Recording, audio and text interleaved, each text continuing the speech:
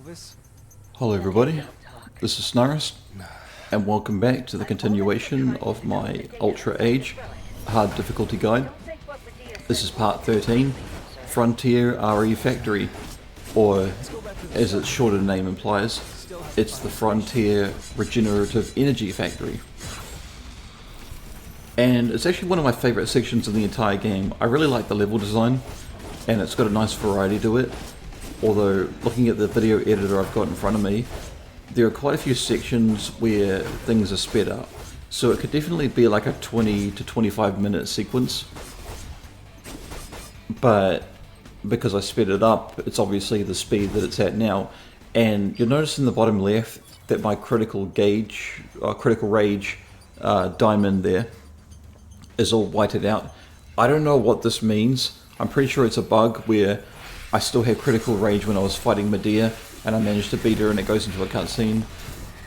So either I do have critical rage, or I don't have enough to activate it, because you can only activate it when it's full. But because it's like that, unless I die, I can't actually tell if I have critical rage until I just push the button necessary to activate it. And there we go, yeah. So I made a mistake before, so it was whited out like it is sort of now, but it didn't have that sort of, I don't even know what that is, the sort of effect in the background. And you can see that it shows that the button is available to push, meaning I can use it. So in this section here, it's very similar to how it was after we fought the automaton hammer mini-boss halfway through Viper Canyon, when we got to the very end of it, and then started making our way back. Just sort of stick to the enemies that fly around, although this one's a little bit easier. And now, I'll say, if you've got full pocket energy, and there's energy that you can collect here, you can just use time shift a few times, and then you can just keep on constantly spawning back in here, and you can go and fight those enemies, and it gets you a lot of crystals, so you can do a lot of upgrades. So now that Katana's all fully maxed out, I'm going to start working on fully maxing out the Claymore, and I believe I do get it. Yep. So the Claymore is now fully leveled up, but there's one more blade to go, and that's the charged Claymore, and so I'm going to be saving all my crystals for that.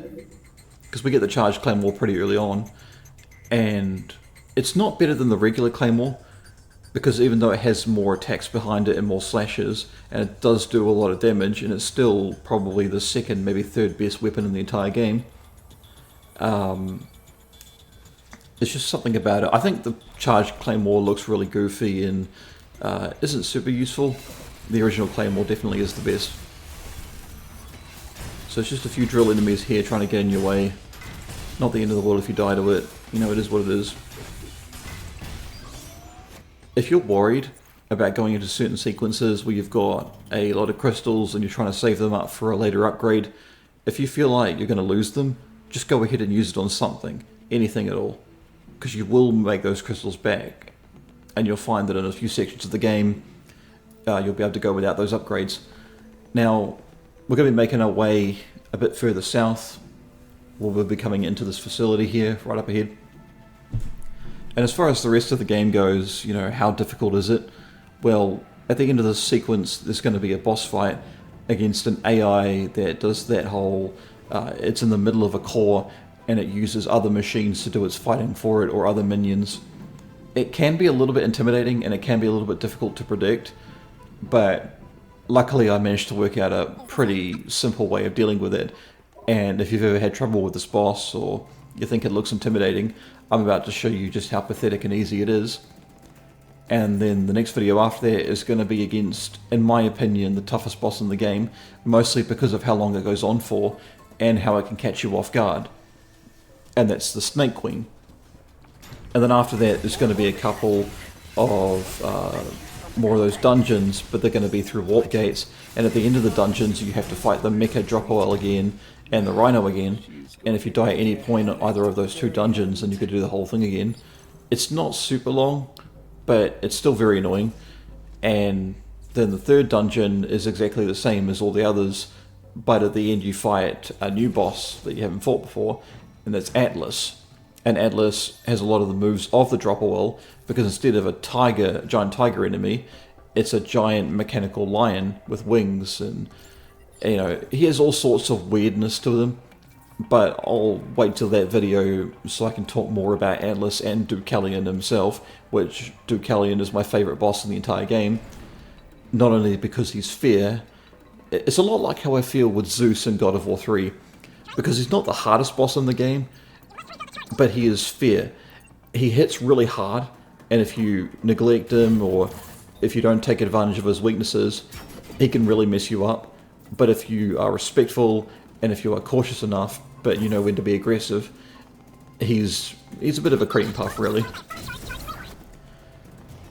So the charged Claymore premise is you need to start off by going to those little electrical charging points there, and when you use your Y tap on it, you can infuse your charged Claymore with power to bash through certain obstacles. When it comes to the enemies, I don't think it does more damage against the enemies, unless it's tied to a skill. I don't really pay attention to it. But you can get that charge back up by smacking other enemies, so that way you can break through the doors. So, because you already have enough Claymore to last you through the rest of the game, the charged Claymore is more for a gimmick than anything else. Like, it is quite hilarious how much you struggle keeping onto blades and the Project Rebirth roguelite DLC thing, but then in the main game you always have tons of blades for everything no matter what. Like, it's not just a matter of let's do some testing to figure out how many blades you'll end up going through before you reach the end of the game, even with all your different upgrades that affect the behaviours of them all. You know, you quite literally have like dozens and dozens of spare blades that you can call upon, even if you're just using basic attacks and not even using break blade, or you're using it at the worst times. You literally can't run out of blades. And the steel blade itself, you can hold more of that than any other blades, and they're not super effective against any one type of enemy, but they're not ineffective, because when you try to use like the Claymore against organic enemies, it doesn't do anything, even though it doesn't really make sense because it's still a giant fucking sword. If you try to use the katana against these robots, or just any robots in general, it won't work. By the way, these are more of those black robot variants, but these ones are like the laser heads, but they also leap at you. They have a little bit of a delay to their hops and their attacks, but that's okay, because your Claymore has, again, like a 1.5 second or 2 second delay before he lowers his guard completely and Age can't parry anymore. So a lot of the times they'll get caught out by your parry if you use the Claymore, but otherwise their lasers are a lot bigger, they do a lot more damage. I would argue they don't use it as frequently as the regular laser heads do, because their main source of attack is using their long limbs to strike you or leaping towards you. And they are dangerous if you let them take advantage of you, but for the most part they're not so bad. So up here on the left is where you need to go to, but I'm just using whatever charge I have left to get rid of them. And I thought that by coming through here and collecting a secret or two that's in this room, that I'd be able to encounter an enemy where I'll be able to smack them a few times, get my charge on the charged Claymore up. But it doesn't really work because there are no enemies. So that's unfortunate, because then I have to run back into the other room, go back to that charging point, get some charge back, just so I can break through to the other side.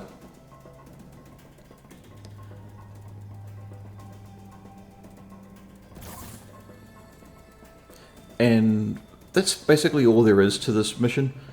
Got another 5 minutes or so to go. There's only one other sequence that's really tough. By the way, last upgrade there.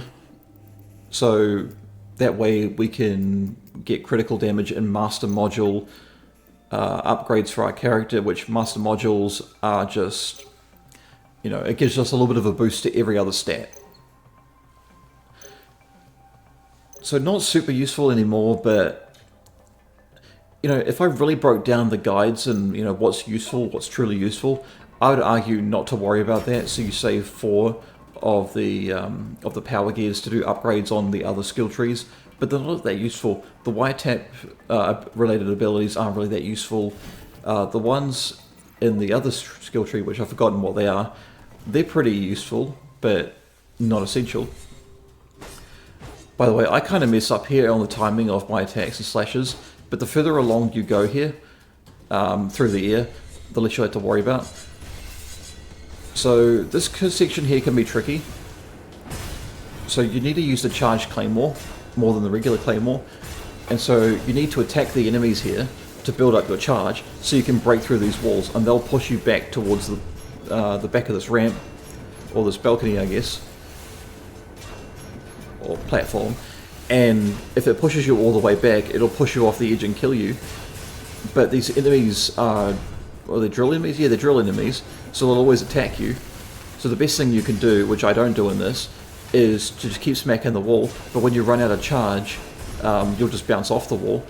So you need to hit it a few times, and then pull up your parry, so by the time one or two of those drill automatons smack you in the back, you can parry it, and you can get your charge back pretty much instantly, and then you can continue smacking away at the wall, because I did die here once.